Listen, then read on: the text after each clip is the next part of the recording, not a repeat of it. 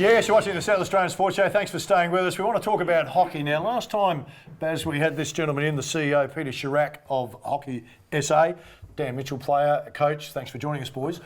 They were looking for $100,000 and they needed it really quick. They'd raised 30 and it's a miracle.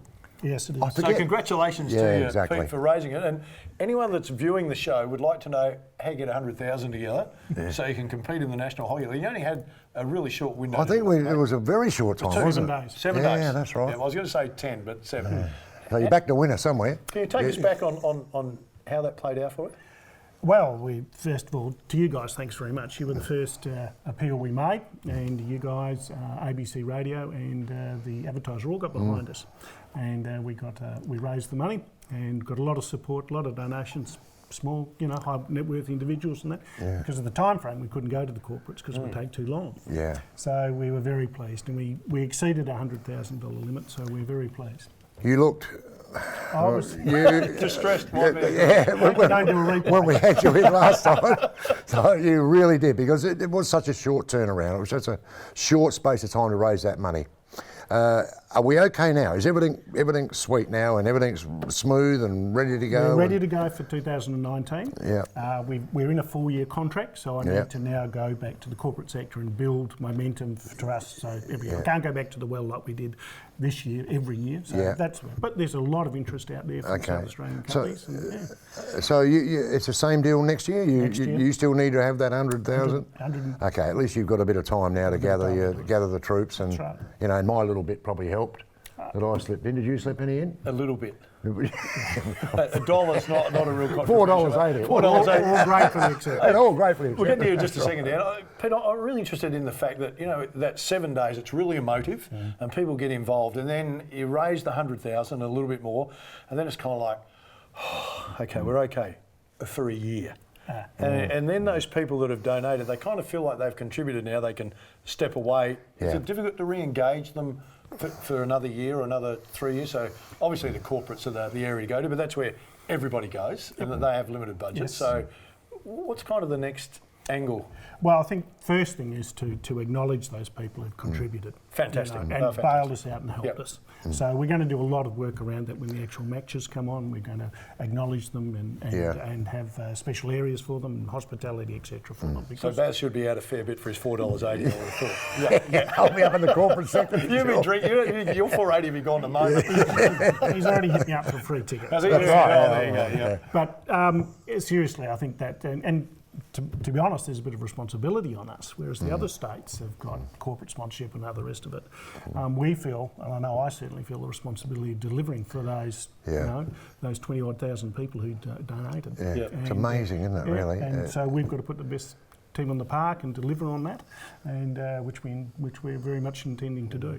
We talked a bit off air about this, Phil. If you know that you've seen these set up out there for hockey. It's a brilliant setup. Well, you don't think I've been out there, mate? Well, you would have been. Julie Haslam would hang me if I had. Well, exactly right. But it would have been an absolute crime, wouldn't it? Had we not been able to use that. It's marvellous. It's just amazing, because I don't know what would happen to that place if we weren't now in the situation we're in.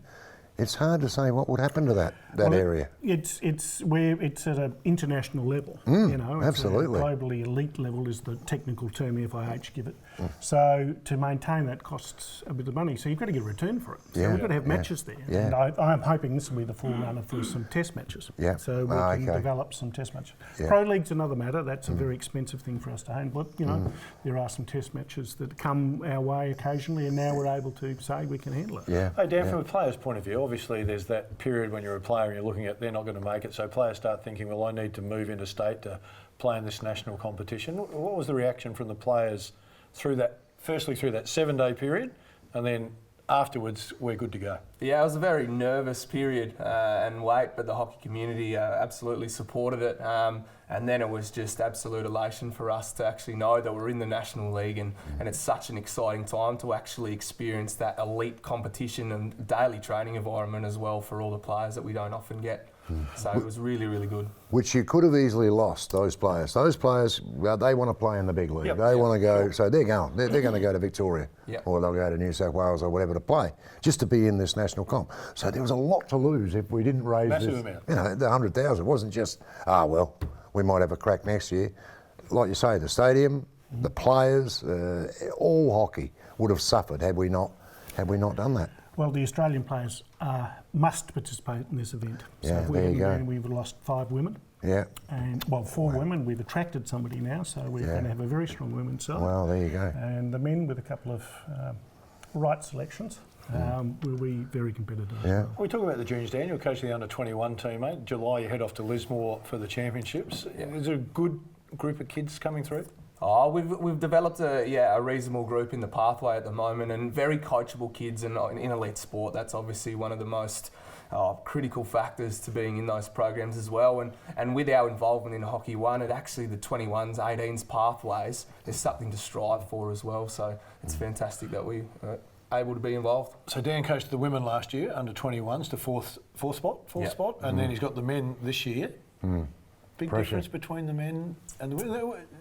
You don't know the difference? No, I know the difference. Oh, mate. right. I've got 3 daughters, mate. Believe me, no one knows the difference better than me, mate. So okay. no one suffered more pain. I mean, I coached at the Institute, and I found the women were more committed.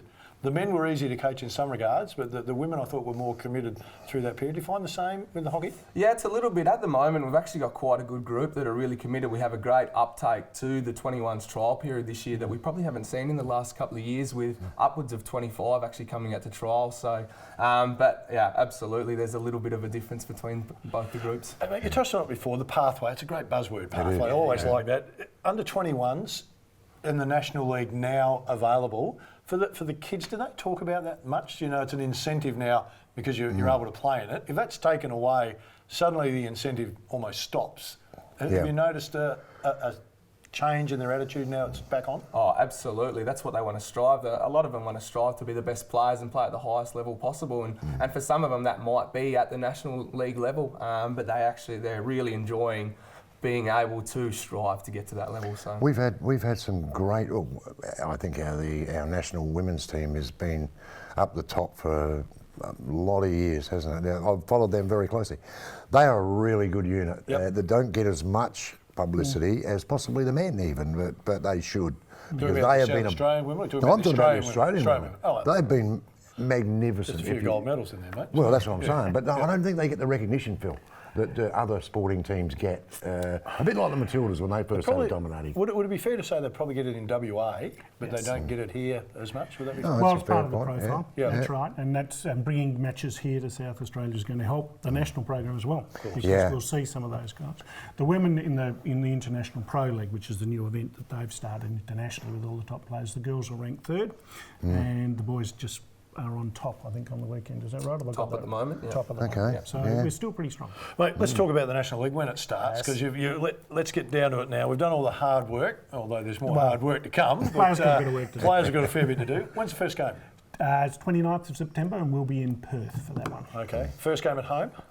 Is the following week, which is the 7th. Okay. And then we've got 4 games at home. Yep. And I'm counting 5 because we'll have if you finish on top, you have the women's grand final. Oh, okay. Well, we'll take 5. Yeah. Hey, Pete, Dan, appreciate you coming in. Well done, mate. Exactly, Outstanding yeah. effort. And certainly to the supporters too. Tip our hat off to them. We need to get involved with the hockey. Absolutely. Not just let it go now. We need to stay in it. Dan, good luck with the under-21s in Lismore. We'll have a chat with you after you finish and come back. Stay with us. A bit more to come on the show.